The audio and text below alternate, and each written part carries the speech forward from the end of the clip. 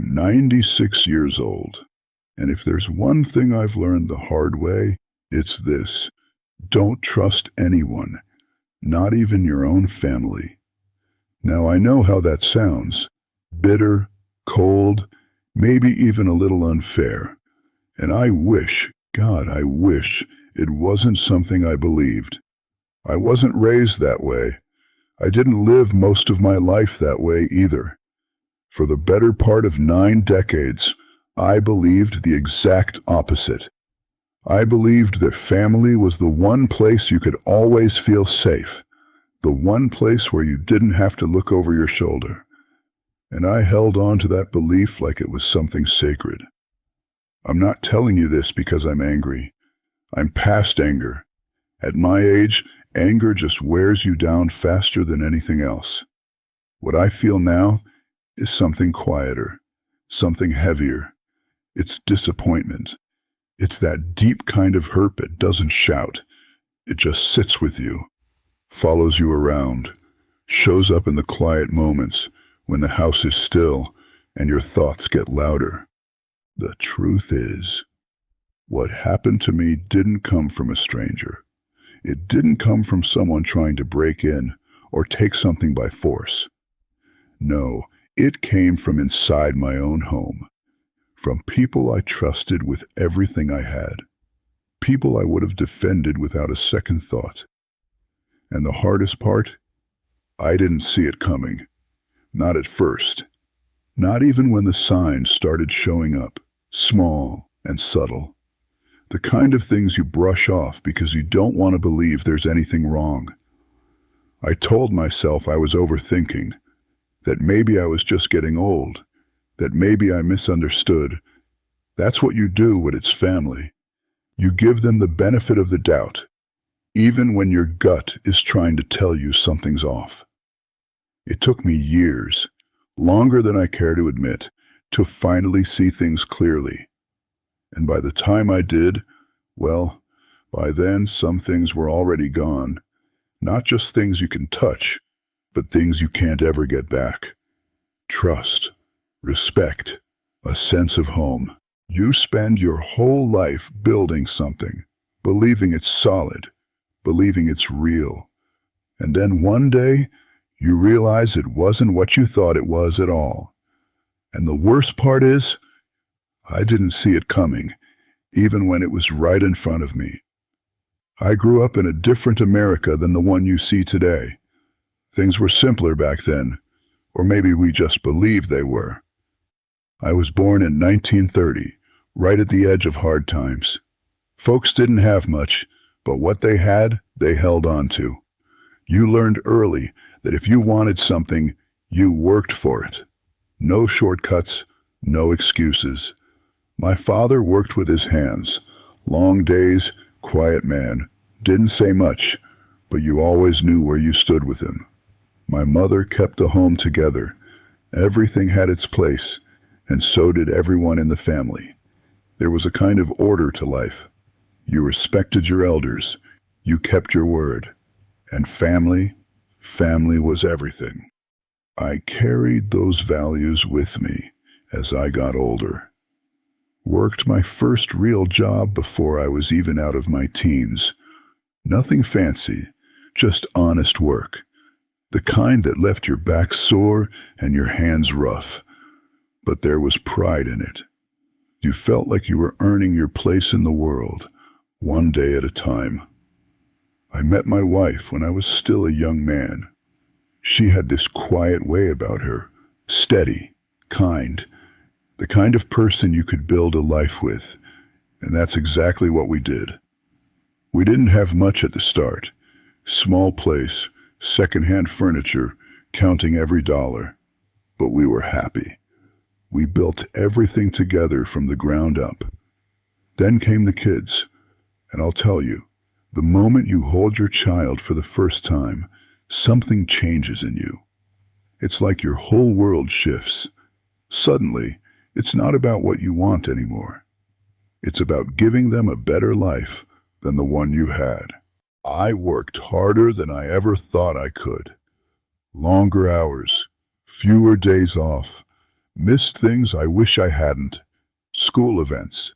Little moments that don't seem big at the time. But back then, you told yourself it was worth it. You were doing it for them. Everything was for them. We had our routines. Family dinners, holidays, birthdays. The house would fill with noise, laughter, little arguments that never meant much. It felt real, solid, like something that would last forever. I believed in that. I believed that no matter what happened out there in the world, this was my foundation. I trusted my family completely, never questioned it. Why would I? These were the people I loved most, the people I sacrificed for, the people I thought would always stand by me the way I stood by them. I wasn't perfect. No man is. But I tried to do right by them. Tried to give them stability, values, a sense of what matters. I believed if you gave your family everything you had, they'd carry that forward with respect. And for a long time, it really did feel that way. There were no signs, at least none I was willing to see. No reason to doubt. Just a life that felt steady, built on trust and love. The kind of life you think will hold together no matter what comes. But looking back now, I realize something. Sometimes the strongest looking foundations are the ones already starting to crack, long before you ever notice. It didn't happen all at once. That's the part people don't understand. When something breaks in a family, it's rarely loud in the beginning. It starts small, quiet, almost easy to ignore. I remember the first time something felt off. It wasn't anything big, just a conversation that didn't sit right with me. One of my kids, won't matter which one, started asking more questions than usual. About money, about the house, about what I had set aside over the years. At the time, I didn't think much of it. I figured they were just being responsible, looking ahead. That's what I told myself. But then it kept happening. Little things, papers being brought up, suggestions about making things easier for the future. Words like that. Harmless on the surface, practical even. And I trusted them, so I listened. I always listened. I'd spent my whole life believing that family looks out for each other, that whatever decisions were made, they were made with love. So when they started talking about putting certain things in their name, or simplifying how everything was handled, I didn't push back. I thought, well, they're my children. Who else would I trust with it? That's how it begins. Not with force, not with anything obvious, just a slow shifting of control dressed up as care. I remember sitting at the kitchen table one afternoon. There were documents laid out in front of me. Legal words, fine print, things I didn't fully understand, if I'm being honest. And I asked a question, just one. I said, "Are you sure this is the right thing to do?" And the answer came quickly. Too quickly. "Of course it is, Dad. We're just trying to help you, make things easier for you." And I wanted to believe that. So I did. You don't expect to be misled by your own blood. You don't expect that the people you raised, the people you gave everything to, would ever put their own interests ahead of your well-being. That thought doesn't even cross your mind, not if you've lived the way I did. I signed papers I should have taken more time to understand. I nodded along to explanations that deep down didn't feel quite right. But every doubt I had, I buried it, because trusting them felt more natural than questioning them. For a while, nothing seemed different. Life went on. Same house, same routines, same faces around me, and I told myself I'd done the right thing. But then, things started to change. Decisions were being made without me. Conversations happened that I wasn't part of. I'd hear about things after the fact. Small at first, easy to brush off, but they added up. And slowly, I began to feel like a guest in my own life. That's when the confusion set in. I remember thinking, maybe this is just what getting older feels like. Maybe this is how it's supposed to be. Letting go, stepping back. I tried to convince myself it was normal, that nothing was wrong. But there was a moment, one I'll never forget. I overheard a conversation, not meant for me. Voices in the next room, talking about me like I wasn't there. About decisions, about what would happen next, about what was already theirs. And something in me just dropped. That was the moment the truth started to settle in. Slow, heavy, undeniable. It wasn't about helping me. It never was. After that, things didn't explode the way you might expect. There was no shouting, no dramatic confrontation where everything came out into the open. It was quieter than that. Colder. Life just shifted. I was still in the same house, sitting in the same chair, waking up to the same mornings, but it didn't feel like mine anymore. There's a strange kind of loneliness that comes from being surrounded by people who no longer see you the same way. It's not the kind of loneliness you fix by calling a friend or stepping outside. It's deeper. The conversations changed first. Shorter, less personal. There was a distance that hadn't been there before. I'd ask a question and get a half answer, or sometimes no answer at all. Decisions were already made by the time I heard about them, plans discussed without me, even when they involved my own life. That's when it really started to sink in. I wasn't in control anymore. And the hardest part wasn't losing control of things. It was realizing I had handed it over myself, willingly, trusting that it was being done with care. I remember sitting alone one evening, looking around the house we built. Every corner held a memory. The kitchen where my wife used to stand, the living room where the kids played, the walls that had seen birthdays and holidays, and all the little moments in between. And for the first time, it didn't feel like home. It felt like a place I used to belong to. There were days I wanted to speak up, to say, this isn't right. But every time the words came close, something stopped me. Maybe it was pride. Maybe it was fear of what the truth would sound like if I said it out loud. Or maybe it was the simple fact that I still loved them. That's the part nobody tells you. You can be hurt by someone and still care about them at the same time. You can feel betrayed and still make excuses for them in your own mind. I told myself they didn't mean it the way it felt, that maybe they thought they were doing what was best. But deep down, I knew. The distance kept growing. Visits felt different. Conversations felt forced. I started keeping things to myself. Little thoughts, little feelings, things I would have shared without hesitation before. It's strange how quickly silence can become your habit. Years went by like that. Not loud, not dramatic, just quiet and heavy. Watching the people you built your life around slowly become strangers in the ways that matter most.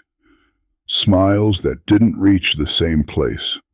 Words that didn't carry the same warmth. I never told friends, never talked about it outside those walls. There's a kind of shame that comes with it. You spend your whole life believing you built something strong, and then you realize it wasn't as solid as you thought. It's not easy to admit that, not even to yourself. So I carried it, day after day, year after year, loving them, but no longer trusting them, being there, but not really belonging anymore. And that's a kind of pain that doesn't fade with time. It just becomes part of who you are. When you live long enough, you start to see your life in a different way. Not as moments while they're happening, but as pieces that finally connect. Things that never made sense before begin to settle into place. I've had a lot of quiet time to think. Mornings that stretch longer than they used to. Nights where sleep doesn't come easy and your mind just wanders through the past. And when you sit with your own thoughts long enough, the truth has a way of finding you. I used to believe that trust and love were the same thing, that if someone loved you, they would never hurt you, especially not family. That belief stayed with me for most of my life. It shaped the way I raised my children, the way I treated people, the way I saw the world. But I know now, those two things aren't always tied together. You can love someone deeply and still make choices that hurt them. You can share blood, memories, a lifetime of connection, and still lose the kind of trust that holds everything together. That was a hard thing for me to accept. I fought it for a long time. Looking back, there were signs, small ones, moments that didn't feel right, words that carried a different tone than I wanted to admit. But I ignored them, not because I didn't see them, but because I didn't want them to be true. That's one of my biggest regrets. Not the things they did, but the way I turned away from what I felt in my gut. There's a voice inside you that knows when something's off. It's quiet, easy to dismiss, but it's there for a reason. I spent years convincing myself it didn't matter. I also realize now I gave too much of myself away without protecting anything for me. I believe that sacrifice was the same as love, that if I gave everything, it would come back to me in the form of respect, care, loyalty. Sometimes, the more you give without boundaries, the easier it becomes for people to take.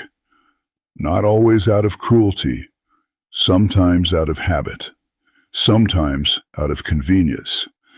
And by the time you notice it, the balance is already gone. I don't sit here full of anger. That part faded a long time ago. What I feel now is more like acceptance, with a touch of sadness that never fully leaves. I've come to understand that people change, even the ones you think you know better than anyone. Life shapes them in ways you can't control, and sometimes they become someone you don't quite recognize anymore. That doesn't erase the love, but it does change how you see things. If there's anything I've learned after all these years, it's this. You have to hold on to your self-respect just as tightly as you hold on to the people you care about. Because once that slips away, it's a lot harder to get back than you think. If you're still listening to me, I want you to take a moment and really hear this, not just as a story, but as something that might matter in your own life. Love your family. Hold them close. Don't walk around guarded and cold, expecting the worst from everyone. That's not what I'm saying. Life's too short for that kind of distance. The people you care about, they're still the ones who give life its meaning. But don't turn your eyes away when something doesn't feel right. That feeling in your gut, that quiet voice that makes you pause for just a second, don't ignore it the way I did. I spent years pushing that feeling down because I didn't want to believe anything could be wrong inside my own family. I thought trust meant never questioning. I thought love meant giving without limits. It doesn't. You can love someone and still ask questions.